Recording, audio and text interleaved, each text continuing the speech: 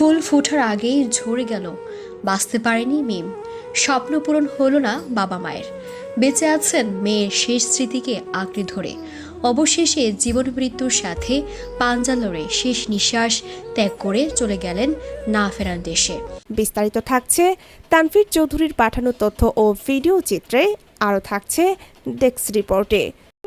মৃত্যুর সঙ্গে এক সপ্তাহ লড়াই করে অবশেষে শুক্রবার 22শে মে রাত 11টার দিকে মারা যায় মাধবপুর উচ্চ বিদ্যালয়ের নবম শ্রেণীর শিক্ষার্থী মিম আক্তার।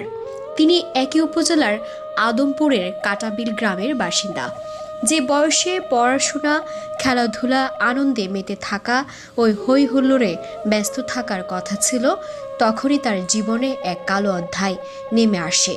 স্কুলে যাওয়া আসার পথে এক বখাটে ছেলে প্রেমের প্রস্তাবে প্রত্যাখ্যান করায় দীর্ঘদিন ধরে উত্ত্যক্তকরণ, ব্ল্যাকমেল ও মানসিক নির্যাতন চালিয়ে যায়।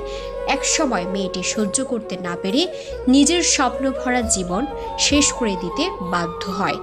বাবা মায়ের আর্তনাদ, আহাজারি আর কান্নাজনিত কণ্ঠে বলেন, স্বপ্ন যেন স্বপ্নই থেকে গেল, তা আর বাস্তব হলো কই।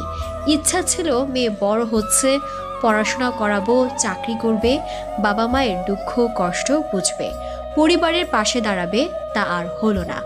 বিষ পানের পর মৃত্যুর সঙ্গে লড়াইরত অবস্থায় মিম তার উপর চলা নির্যাতনের অভিযোগে বলে, তাকে বিভিন্ন সময় রেস্টুরেন্ট, পার্ক, বাজার ও বিভিন্ন স্থানে যেতে বাধ্য করত। সেই সুযোগে ছবি ও ভিডিও ধারণ করে তাকে নিয়মিত ব্ল্যাকমেল করে হুমকি দেওয়া হতো। মিমের মর্মান্তিক মৃত্যুতে পরিবার, সহপাঠী ও এলাকাবাসীর মাঝে নেমে এসেছে এক গভীর শোকের ছায়া। একটি বখাটের কারণে এভাবে একটি কিশোরীর জীবন ঝরে যাওয়ায় খুবই বিরাজ করছে সর্বত্র।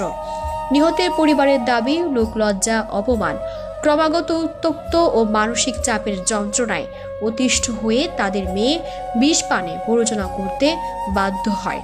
শুধু তাই নয়, টাকা পয়সার লোভ দেখানো, পরিবারের ক্ষতি করার হুমকি এবং ইজ্জত হানির ভয় দেখিয়ে দীর্ঘদিন ধরে মিমকে মানসিকভাবে নির্যাতন করা হয়। স্বজনদের দাবি, অভিযুক্তের দৃষ্টান্তমূলক শাস্তি দাবি করেছেন।